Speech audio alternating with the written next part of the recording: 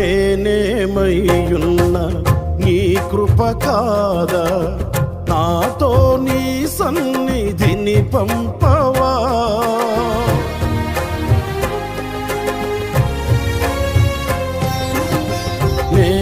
నేనేమయ్యున్నా నీ కృప కాదా, నాతో నీ సన్నిధిని పంపవా. ప్రతికూలతలు శృతి మించినను, సంధ్యాకాంతులు నిదురుల్చినను, తొలి వెలుగు నీవై ఉదయించి నాపై నడిపించినది నీవయ్యా.